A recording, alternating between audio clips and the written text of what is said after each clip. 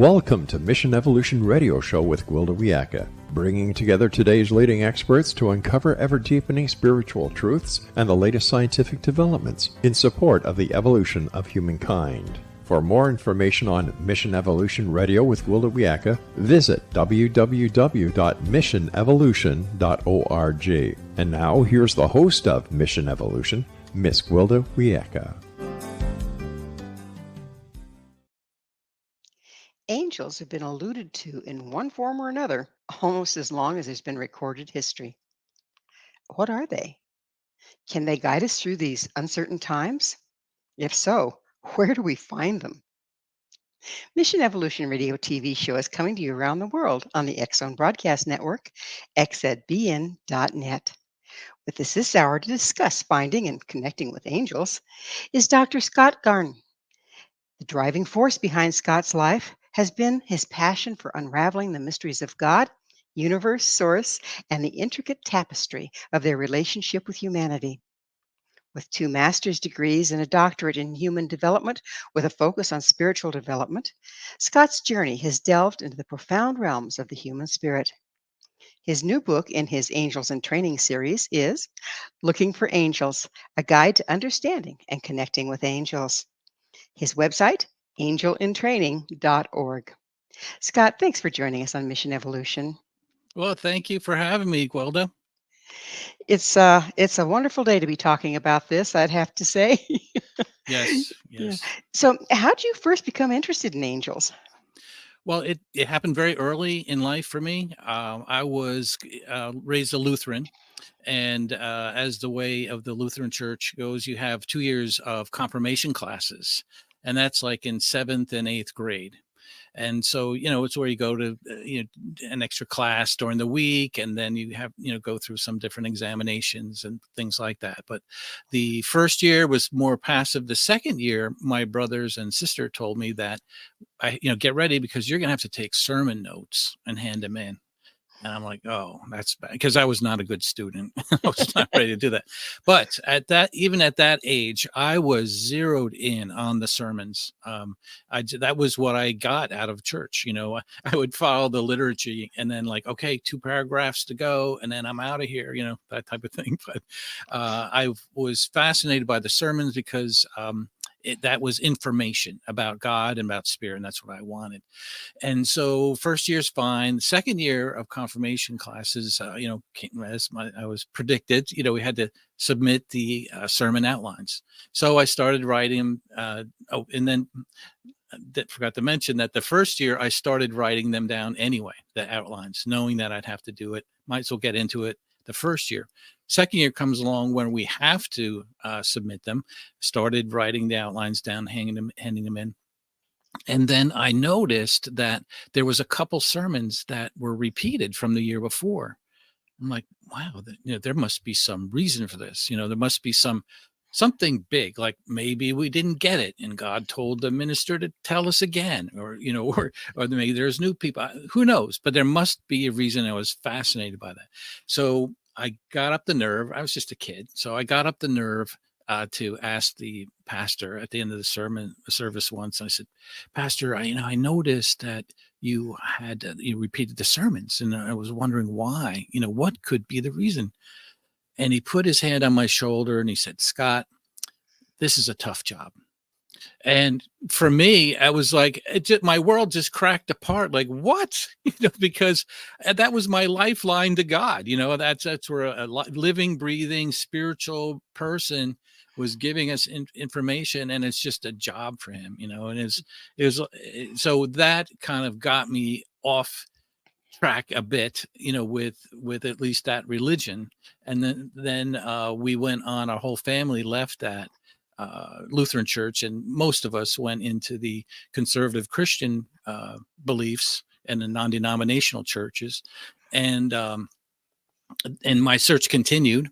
I liked the born again initial message of having a personal relationship with Jesus. That's what initially dragged me in. Not dragged me in. attracted Kicking and me. screaming, right? Yeah. Well, I wanted that connection. That's the theme. And so then, we got in, and the other thing I liked at the time was everything was kind of laid out, like you do this, you do that, you don't do this, this will happen. And over the years, I noticed that the personal connection kind of was de-emphasized, and the truth, like you've got to do this thing, was emphasized in several different churches that I was into. And that didn't sit well with me and my friends, who I told about, because I was always fascinated with religion and spirituality, wanted to know what other people thought about, and that I wanted to save them from damnation at that point. And some would push back and say, come on, Scott, really? And so with those nagging thoughts, at one point I kind of left and went into the Presbyterian church, which is basically the same, although less heavy-handed about the consequences, of not doing, the plan, and so I was all in, with that as well. And that for maybe 15 years, all in to the Presbyterian religion. I was an elder, teaching Sunday school, still pursuing God as whatever ways I could. We'd have somebody come in and do a sermon on fasting, on how important fasting is, and I'd be fasting every month, like that type of thing. So despite that, my personal life fell apart. I was married, had 3 kids, and as I was still pursuing God, doing all the things I wanted to do and needed to do and felt led to do, my personal life fell apart to the point of divorce and financial ruin. And then I'm like, I'm a freaking elder. How could this happen? What did I miss? So I'm praying, and nothing. I didn't get any answers back. So at a very dark time in my life, excuse me, I decided, like, I'm leaving this whole idea of organized religion, and then I delved into spirituality through psychology at that point, and still followed that. So that's really been my path, looking for spirituality outside of religion, and looking into the essence of what spirit and spirituality is. And that took me through my degrees, and then intense teachings and practice in meditation. And then in this book, a year and a half ago, I, it kind of opened the doors to modern day angels and a modern day approach to spirituality. And that's So, kind of where I am. so have you personally had any direct contact with angels or the angelic realm? Yes. So, and it's been slow. So the way I look at it, and I've been working, I first found a co-author for the book, Nicole Bigley, has had a podcast called A Psychic Story. And I was listening to that for maybe 6 months or so. And every week she would have someone in, a medium, astrologer, other psychics, that type of thing. And I was eating that all up. And then that's when I asked her, would you mind being a co-author for the book? And she said, absolutely. So since then, I've been working with her, and then on the podcast, and I learned things about this transition. And I love the mission evolution, because we are in a phase of evolution to what I believe, a next level in human development. And so I think there's 3 ways people awaken to the spirit world that's different probably from every other time in history. And so the first way is people are born with it, with a connection. And you may have heard or learned about some of these people who, just from as far as they can remember, they've had a spirit guide, an archangel, spirit team conversing like live, with them, from very early on. So I call that kind of hardwired, to the spirit world. And then you have the second way, I believe, and what I've seen is through trauma.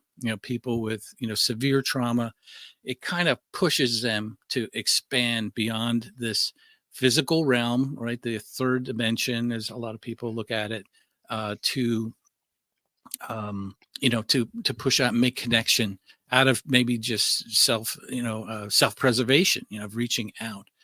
And then what I say is that the rest of us can learn, can learn, by trial and error, by practicing and this and that. And so that's what I've been doing the last year and a half, is learning. And through, you start with meditation, and then you start looking into different things to do, and make connections. So my first entree into developing a spirit team, and identifying the spirit team that we all have around us, is with an animal spirit. And I heard a person do a talk on animal spirits, and all you have to do is ask. I'm like, really? That's all you have to do is ask? So one night I went to bed and I said, please provide me a spirit animal if I could have one. And the next morning, and to this day, there in my mind's eye, I have a leopard that is my spirit animal, and I call her Shira, and she's always around, almost to the point where if I'm not thinking, sometimes I kind of reach over, and put my hand on her head. And so that was kind of like, wow, there is something to this, there's something real and tangible. So we're about Mhm. to get ready to go into a commercial break. On Mhm. the other side, we will continue with your experience of actually connecting with spirit animals and hopefully angels. Mhm. Scott and I will return very shortly, so don't go away. This is Mission Evolution, www.missionevolution.org.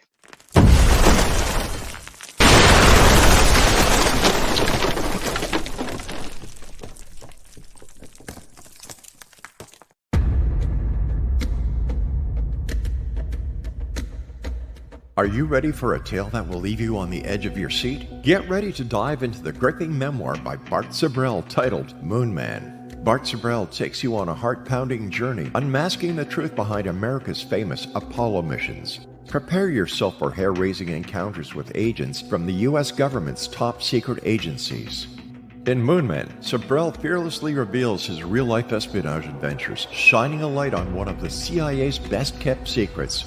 Brace yourself for shocking revelations, including Sibrel's discovery of privately recorded audio exposing an Apollo astronaut's chilling plot, a plot orchestrated by the CIA. That's right. As Sibrel unveils this groundbreaking evidence, it becomes clear that there is much more to the Apollo missions than meets the eye. Could it be that we've been deceived all along? Moon Man is a gripping page-turner that challenges everything you thought you knew.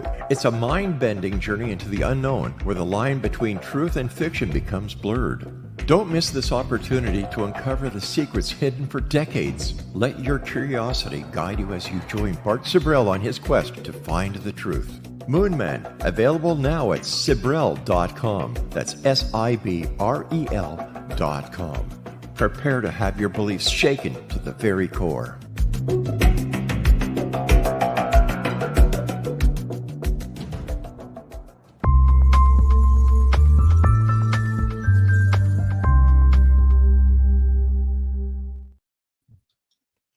Are there angels among us? With us this hour discussing the angelic realm is the author of Looking for Angels, a guide to understanding and connecting with angels, Dr. Scott Garner. Garin. Guerin, right? Guerin. Hey, Yes. we'll get that right. Thank you. Thank you. Yeah, some days, I tell you. Um, so we were getting into, you first found a totem animal, I take it. What's Mhm. the relationship between angels and helping spirits and totem animals? Well, it's an extension, certainly. The purpose of spirit animals usually are general in that sense. Strength, power of um, connection with the spirit world. And a lot of it is just that, is companionship and protection.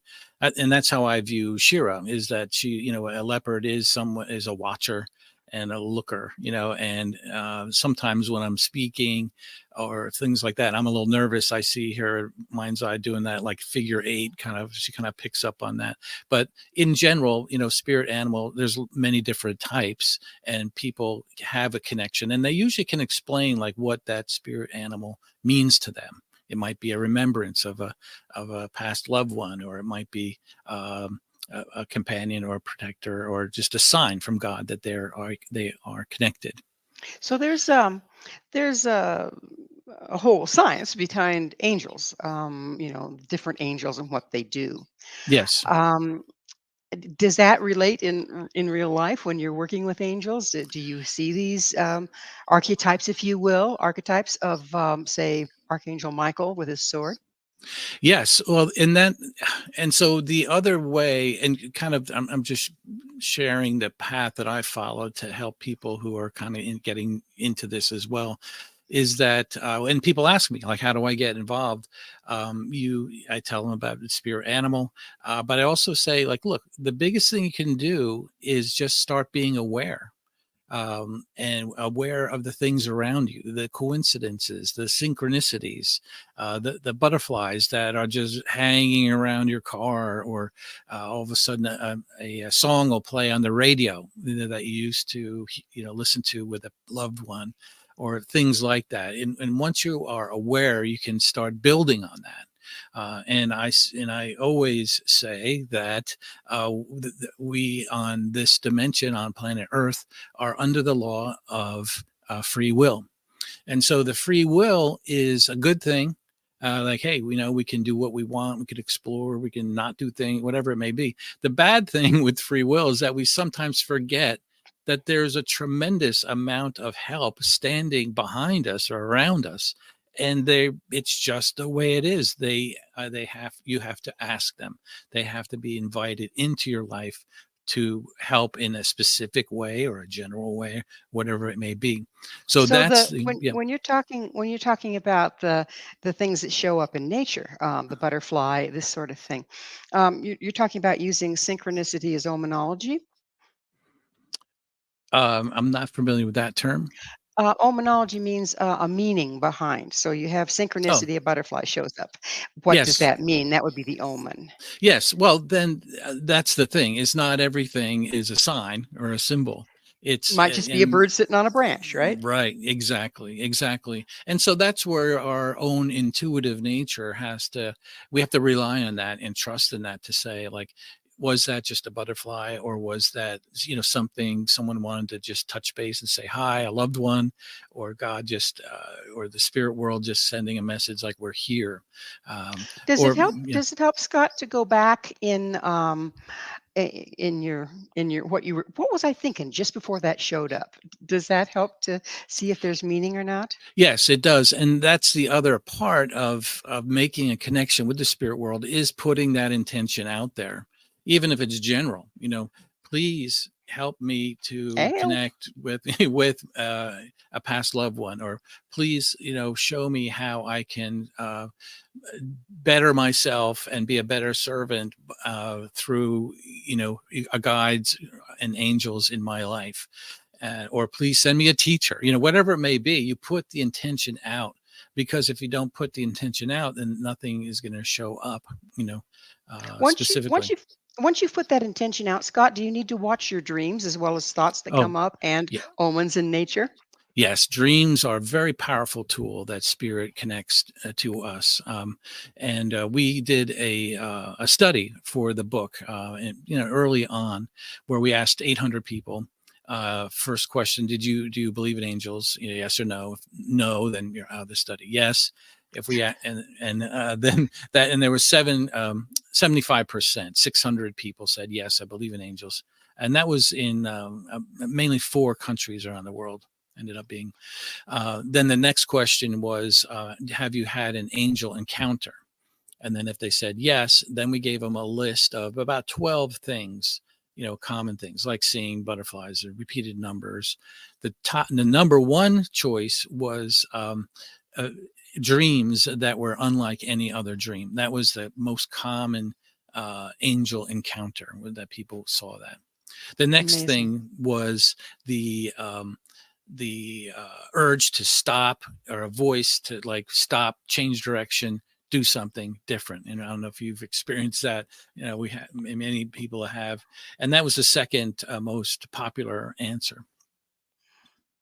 It's amazing how so many people had so much in common as far as their experience with the angels. Now, if you're working with angels intentionally, do you have a personal guardian angel, and would that be separate from one that has a clear role, like Archangel Michael or Raphael? Yeah, great question. And from my perspective and others, the guardian angel has a special role in our lives, and the reason why it's special is that they are the ones that have been with us prior to our incarnation in this life. And in the you have to assume that this story is that there's in between lives, and we have incarnations, and then we transition out to others. But as we prepare for this life, we sit down with our spiritual elders and guardian angels, and you say, okay, this is what I'm planning to do in this life. This is what I'd like to learn. And the guardian angels are there, and you give them permission to intervene without asking. So what's different is the free will. So this is the proverbial, you're going down the street and an accident happens and you're, miraculously saved. That could be a guardian angel coming into play without your permission. Then the other angels and spiritual beings, because there are other things other than angels, but in the angel realm, you have the other angels. And if familiar with the levels of angels, you have the principalities and powers and cherubim and seraphim, and all that's laid out in sacred texts, mainly the Hebrew Bible and Christianity and Islam, all kind of map out a general outline of hierarchy and descriptions of different angels and their positions. Well, are these angels, have they ever been incarnate? Have they ever been people, or Oh, have they always been spiritual beings? great question. So when you look at now, we look at where do we get our information about spirituality, right? And if you look at the great religions, they all go back to like somebody was inspired or heard something and they wrote it down into the books. So at least as a starting base, the sacred texts say, and they all agree, Judeo-Christian, Islam all agree that once the physical universe was created, humans were created as extension of divine. Then angels were created. Either, but it's just there's a discrepancy whether it was before physical creation or after or whatever it may be. But they all agree on that angels, in a sense, are a different species than humans and anything else, and that they have never been incarnated, so they don't have the human physical experience, but they are separate in that way, and they are, in a sense, hardwired. Again, use that term to carrying out God, source, the universe's path of life for the universe. So is it kind of like a step down from source, which is Hmm. huge? We can't even wrap our heads around Yeah. it, and stepping it down into a form that we can kind of commune with. Yeah, a big thing of that is and even it's in physics nowadays, they say the universe doesn't speak words, it speaks vibration, and so Mhm. it's Right. not a hierarchy in the sense that, one is better than the other. It's a matter of vibration coming into the third dimension, which is where we are, the physical world, where we experience time. Past, present, future is separate, where there's an emphasis on separation rather than unity, Right. and things like that. So yeah, so they kind of delve down, in a sense, able to slow their vibrations at times, and that's when people see, angels or the third man scenario where someone's in dire straits and there's a person appearing to help them, and then they look for them and they're gone. That's how angels can come in and out of our world. By shifting frequency. Yes, Do yes. the way they appear to us have to do with frequency? In other words, we're creating an archetype in our mind to represent the frequency that we're experiencing. I think that's a great hypothesis on that. Whether or not it's up to them or up to us, I'm not sure about. Some of the angel stories, the most impactful angel stories that I've heard, is when they hear a bump in the night, they go downstairs and all they see is this glowing like ball or glowing light. And it could be blue, maybe symbolizing Archangel Michael, maybe not, but they experience unconditional love Mm. for Well, like 15 seconds, and it changes their life. And so there's there wasn't any form, any human being, any past love. No, it was just we're that. going to have to move into a commercial break. Scott and I will be back, so you stay right there. This is Mission Evolution, www.missionevolution.org.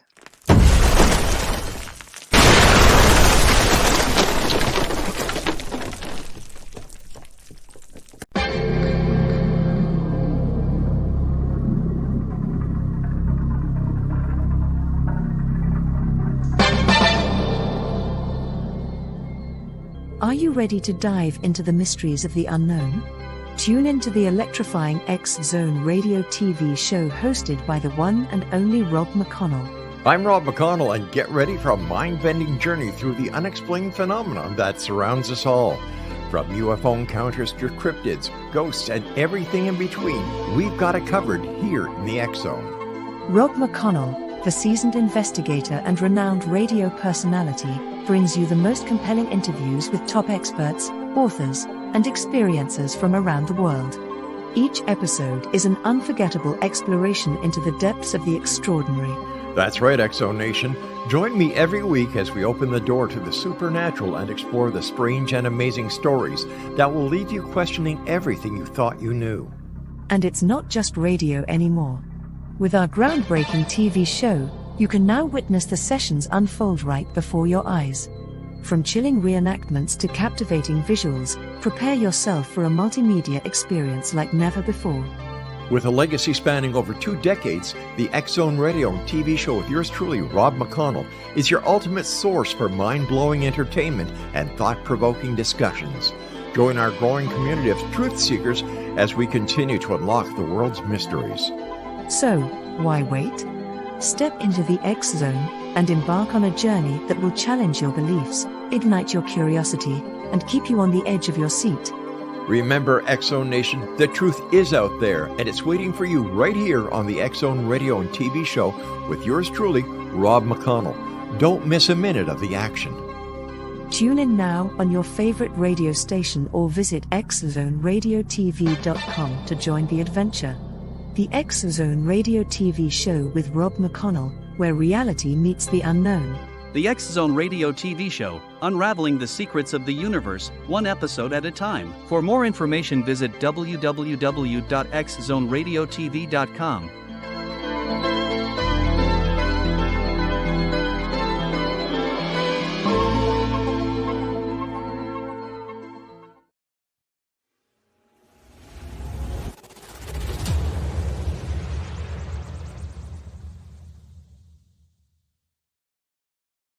So I was watching the X Zone TV channel last night when I was abducted by aliens, and they kept repeating to me over and over again, simultv.com, simultv.com. What's simultv.com? That's what I asked them. They had it written on the side of their UFO. How do you spell that? UFO. No, I mean simultv.com. simultv.com. simultv.com. Right. simultv.com. Interesting that you were abducted by aliens in a simultv.com UFO last night. Oh, yeah? Yeah. Now that you mention it, I remember now last night I was awakened from a deep sleep. My great-grandmother was standing there. She said she come from the hereafter to tell me about simultv.com. She even spelled it out for me. simultv.com, sonny boy. simultv.com. simultv.com, sonny boy. Wow. Yeah. Guys, you'll never guess what my psychic guru just told me. simultv.com. Exactly. Are you guys psychic too? Of course. We all know about simultv.com. simultv.com.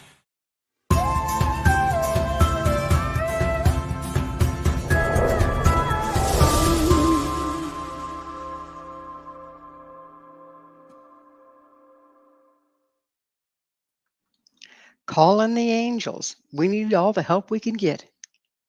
This is Mission Evolution, missionevolution.org.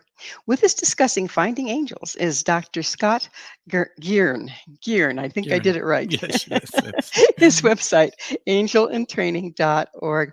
Scott, it's kind of hard to look around us and not think that we're kind of in unprecedented times.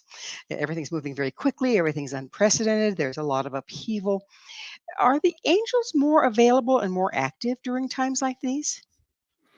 Yes, they are. And this is a very unique and critical time in the development of humanity on this planet. And as I mentioned to you before, that when we came up with the title "Angelic Guidance in Uncertain Times," I thought it was a wonderful title and such a needed. Such a need for this right now. And what I received back is, and it's just thinking about it and just reaching out to my spirit team, how can angels help us in this time? And that's when I got some answers, and I'll share them with you. I may slip into like a third voice for a moment, but just as an answer to that. Just give me 1 second here. These are unprecedented times, but times of celebration, because humanity as a civilization, as a unity, is set in stone, that we are going to ascend to the higher levels of vibration, into the fourth, fifth, and beyond dimensions. And those dimensions are one of unity, of love, of trust, of different ways to use technology. And while that's great and while that's good, there's things that need to happen in humans to do that. And right now, across the globe, there are people who some say are light workers. These are people who are practitioners of angelic communication and love and those types of things. But there are also anyone that is clinging to love and light and wish to see improvement in our world. These people, including Channel Scott, is going through a time of transformation, and that comes with some physical symptoms, in a sense, where you have extreme fatigue, tiredness, visions, different dreams, these types of things, and this is to be accepted as usual. And where this is getting us is a transformation into more of a unified consciousness and, as mentioned, higher levels. And while this is a good thing and that it is written that it will happen, it has been tried before, but there's so much excitement about the path of humanity in the future. However, it's not without a tumultuous time ahead, where there are a weeding out of those who are not embracing love and light, and that kind of rolling out is happening like a birth. And I've been told a number of times, my spirit team, that we need the birth is coming. We need people to help with the delivery. And that's the situation of what's happening now. And there are certain things people need to do and can do to stay grounded and connected with us, so that they can be effective light workers and moving the evolution of humans along. So, how do we find our personal angel team?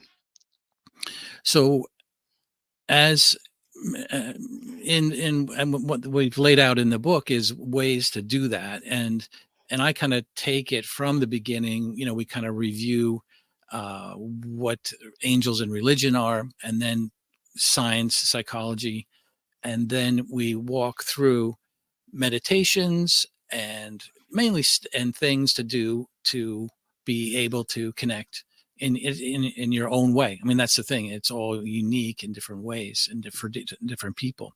So the first thing I always say is to meditate and to quiet your mind. We have to quiet our minds. We're in a game show reality, with buzzers and whistles and, TVs and all kinds of messages coming at us that that drowns out a lot of the deep voice, the deep and quiet voices of spirit in our lives. And so the first thing is quiet your mind. The second thing is to ask, please connect me with my spirit team. I mean, and then, tremendous things can happen. I mean, for me, because I was doubling down on this, I'm like, a year ago, if somebody said, do you have a spirit team? I'd say no. And then if they said, do you have psychic abilities? I'd say hard no. No, I don't have a psychic ability. But, everyone says, I don't know if you've heard this, but so many psychics and intuitives and medical intuitives say, like, everyone can learn this. Everyone can do this. And I'm like, shut up. We can't do this. I can't do this. But I doubled down, and with an open heart, you ask, and you do some courses on a divine mediumship course I took 6 months ago. And all of a sudden, these things open up. You get in touch. You feel the presence. For me, a very dear friend of mine passed away in 2015. And 6 months ago, he connected with me. Like right now, he's right behind me. So it may come in different ways. There's no one set way. And then there's a practice. So I'm glad you mentioned a friend that has crossed over and is now with you. How can you tell if a person has actually crossed over or if they're a haunting spirit? That's a great question. I mean, I think it's all of, when you get into, again, trusting your intuition, trusting that your team and that God, source, spirit is with you to protect you. And then it's the feeling. It's the feeling. Sorry. That's okay. Gut level feeling. So when these ones come, say for instance, my great grandmother comes, just as a pretend, my great grandmother comes and starts guiding me, giving me information. That doesn't make her a guardian angel because angels have never been incarnate, right? So would she Correct. be a helping spirit? Yeah, it would be part of you can, and and people have been saying like spirit team. It seems kind of like like a college football team or something. It's like, but it's just a collection of spirits that are kind of focused on you. And it certainly always is a guardian angel. It could be archangel, etc. And it can be a past loved one. And it can be ascended masters, this and that. But if you see them on a regular basis, then certainly they're a spirit, part of your spirit team to help you along the way. So you mentioned, now I can't remember what you said. I'm going to take it a different direction. You have spoken of extraterrestrials. How does that fit in here? Yeah. And lately I've just been calling it, like, let's call it, folks, there are other beings that have been around our planet in the past, present, and will be in the future. There's just so much evidence and stories. And when people say evidence, like, well, what kind of evidence? Have we interviewed one? No. But,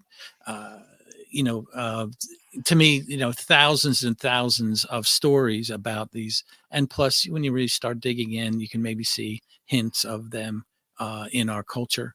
I personally look at them as in the creation of the universe, the physical universe, they're part of that. So they are our brothers and sisters. That it's just like if we found a village in Africa of a civilization that we never knew about, it's the same thing, except these beings are in other planets and other galaxies. So just because they're from off world doesn't make them omnipotent, does it? No. So that's from my perspective, they are like us, except for us, we are relatively young, a young civilization. Humanity is very young, a few 100,000 years old, where some of the star nations, as some people call them, Pleiades, Arcturians, whatever. They're 1 billion years old, so they have a different perspective on things. How do we know how old they are? Well, this is all, it's just like, how do we know anything? I mean, at some point you have to say, where's the source? Where's your source? And so anything spiritual, whether it's in a Bible or a sacred text, somebody wrote it down, and you choose to believe it or not. And in modern day terms, when you have people are able to connect with Archangel Michael and a spirit team or an extraterrestrial, you have to say, is this true or not? Does it ring true? And again, it goes back to that, intuitiveness. What is their purpose? Is this love? Is this light? Is this intention pure? That's how we can tell. Well, we're just about out of time in this segment, but does it also have to do with building a really solid relationship with your team so that you can run somebody else by them? Run somebody else by them, In meaning? other words, is this information accurate that I'm getting? It's from a Mhm. news source, but if I run it by my team that I'm relying on, Oh, your then spirit team. yes. Oh yeah, absolutely. That, you ask, you have, sometimes I would get a distinct feeling that I was it was like a dream type of state. I got a feeling that I was like in a working meeting, with Well, my spirit team at a, yeah. we're going to have to go into that working meeting on the other side of the station break. Please stay with us as Scott and I continue to explore helpers from unseen realms. This is Mission Evolution, missionevolution.org.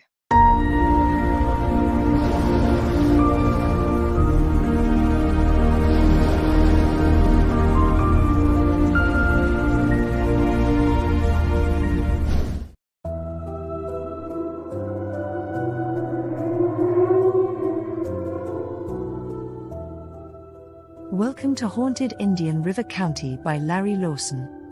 Indian River County is an idyllic vacation spot on Florida's east coast, not far south of Cape Canaveral. Known as part of the state's famed Treasure Coast, many are unaware of the deep and fascinating history this area played in the development of the Sunshine State.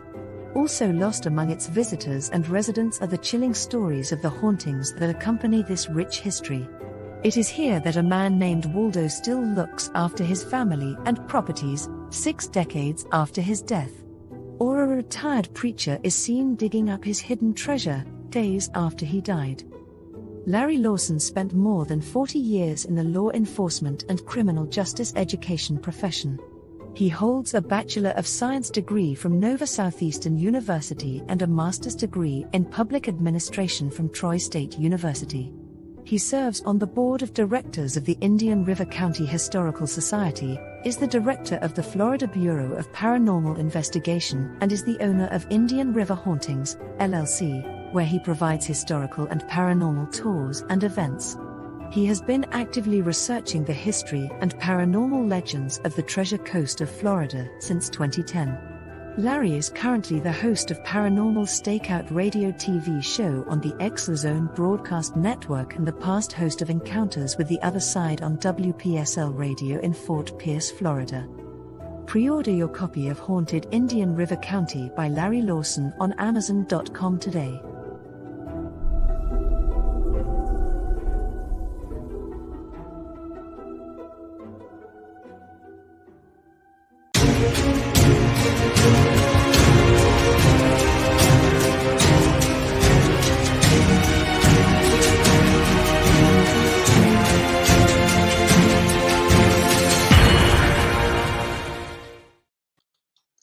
Can we find our very own angels? This is Mission Evolution, missionevolution.org. We're continuing our discussion with Dr. Scott Guerin, his website, angelsintraining.org. Scott, are there lots of different ways one communes with angels? Automatic writing, hearing them in dreams, actually hearing them in our mind's ear. What are all the different forms that we can communicate or recognize communication from angels? Yeah, and that's important point, that there is a lot of different ways, and you mentioned a few that are good. The automatic writing is the first way I kind of knew I had a connection with a spirit team that was providing me with information, outside of my own head, and then like I've said before, earlier, to quiet our minds, put out the intention, and then listen, and take yourself out of the equation. If you have an idea to do something that is unlike something that you've done before, or that if you feel you have to get someone else's approval of like, hey, I'm going to do this, is that okay? Or like I'm scrying is a big thing. I don't know if you're familiar with it, where you sit in front of a mirror with a candle, and you look at your own face, and then kind of just go into a meditative state, kind of quieting your mind, and then just start writing. So it's automatic writing, but there is a little bit more of a guidance there. But there are so many ways, and as I mentioned in our study we mentioned the repeated numbers, the smells. Sometimes you can have the different, what's that smell? So, oh, my grandfather used to smoke, or whatever it may be, and you smell that. So that's the way to connect. But it's really trusting that they will work with you, meaning your spirit team, to connect in whatever way you're ready for. In whatever way you're wired best, probably. Yes. Yeah. Yeah. So Scott, are there fallen angels? What is a fallen angel? Yeah, and that's a great question, because we Nicole and I thought about that and discussed it a bit, like on when we're writing this book and getting it together. Like, do we get into the whole demonology and that end of things, the dark side of things? And we decided pretty quickly no. Mainly because it would have doubled the length of the book. I mean, because there is a whole world. I'm asking, are there fallen angels? And if so, how do you know if you're talking to one of them, or you're talking to somebody that you can rely on? Yeah. So from my understanding and research is that it kind of follows the scenario of the battle between Archangel Michael and Archangel Lucifer way back when, at some point in time, that the Lucifer was cast out and all his followers. So whether they were unincarnated spirits, or maybe they're humans that are just very, very angry, have tons of hatred, and are lurking around. Yes, they do exist. It is a world out there, and we didn't want to cover it in our book because we wanted to stick with the good guys. So So how do you tell? That, if they exist, how do you tell? Okay, well, it's the feeling, the gut feeling, in a sense. Is this good? Is this bad? You pray, please give me guidance, in this situation. And usually, from what I've understood, and not experienced, but from other people's experiences, it's very obvious that is not a good thing. It's not a good feeling. Well, sometimes the light of an angel, the intense light, can bring up our shadows. How can we tell that negative feeling is not coming from within? Well, I'm thinking about the demonic, scenario, in where something is kind of after you, holding you down in bed, or, that type of thing, is what you can kind of discern immediately. Yeah, that'd be a clue. It would be a really strong It would be a clue. Yeah. And in those cases, you just pray. What I tell people, you just pray, pray to the angel, the deity, your ascended master, to protect you in that moment. But as far as things coming up inside you, seeing like, hurtful things inside of you, I think that's part of the growing process. That is a good thing at times. I mean, it depends on what the scenario is, but if you have hurtful behavior, you want that to be identified and addressed and grow through that. And you can, again, you can ask for that. And this is not just, it's all not isolated from other people. I mean, we're sociable people. We need to have a good team, good, friendship and teachers and mentors around us, even if it's just one or two, to be able to run some of these things by them, to say like, okay, this is something we have to address, or this is just a growing thing, whatever it may be. It always helps to have feedback. Oh So, yeah. Scott, it's that time in the show, and I get to ask you, what's your mission? My mission is, and I believe I've been doing this for lifetimes. I had a reading, whether it's true or not, I don't know. I've the passion I've had towards spirit and making that connection is I've been pursuing that for a long time. And so, what I do is I research and I experience and I tell the world about how to connect with the spirit team, and more importantly, understand who we really are, because we are not an item that was created amongst other items. We are part of Source. We are part of God, and we can do that and confirm that along the way. And the more we do that, the more peace we'll have within ourselves, and also then be a part of the peace rolling out on the planet. So it sounds like helping people uncover who they really are to start out with. Yes, yes, absolutely. Yeah, Like we've been sold a bill of goods and we bought into it. yeah. Um, so, what are the dimensional levels of existence?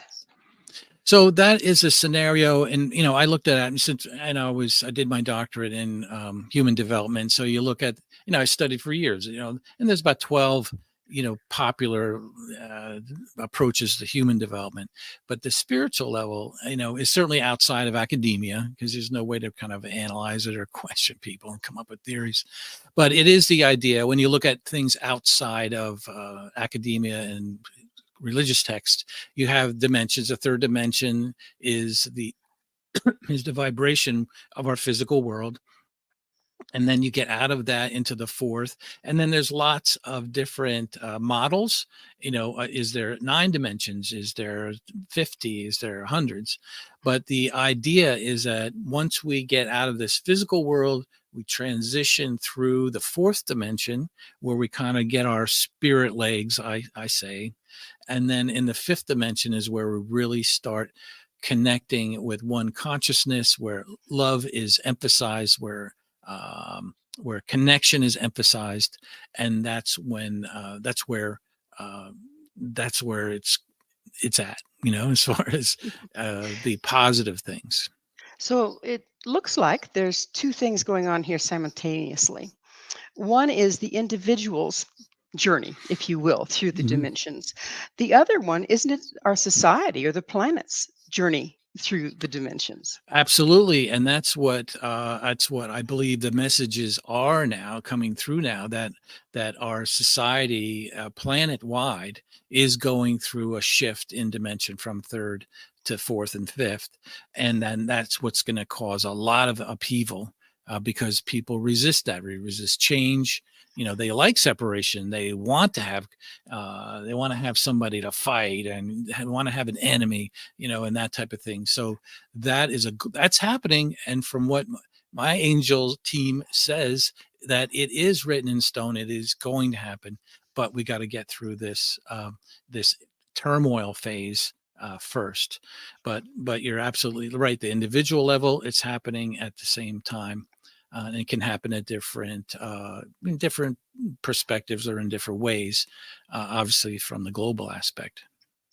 Well, we're running close to being out of time in the whole show, but you spoke of free will. And if we are indeed engaging in this evolutionary process planet wide, can the individual decide to leave their head in the sand and their fanny in the air and not participate? Absolutely. Yeah. I mean, that's anyone's prerogative to do so, just like, learning anything, we can choose to we can choose to progress. We can choose a positive direction, or we can choose to disconnect. We can choose a negative direction, and whatever direction we take, that'll get us to where we want to go. If somebody doesn't want to change, well, then that's where that they won't see any change. If they want to stay steeped in anger and resentment, they can do there. They can stay there. However, we can change our direction on any given moment. It would appear that given that we're all going through this at the same time, there's a lot more pressure to see than there is to not see. Um, yes, I would say so. It takes an effort to do that, and it might take some change, to experience that. So pressure, I don't know, because the benefit is so great, positively, that it's almost like a magnet, in my Yes. mind. Well, Yeah. unfortunately, we are out of time. Scott, thank you so much for coming on the show. Thank you. Thanks for having me, and I hope that our conversation helps those who need the help. Our guest this hour has been Dr. Scott Guerin. He's the author of Angels in Training series. His new book is Looking for Angels, a guide to understanding and connecting with angels.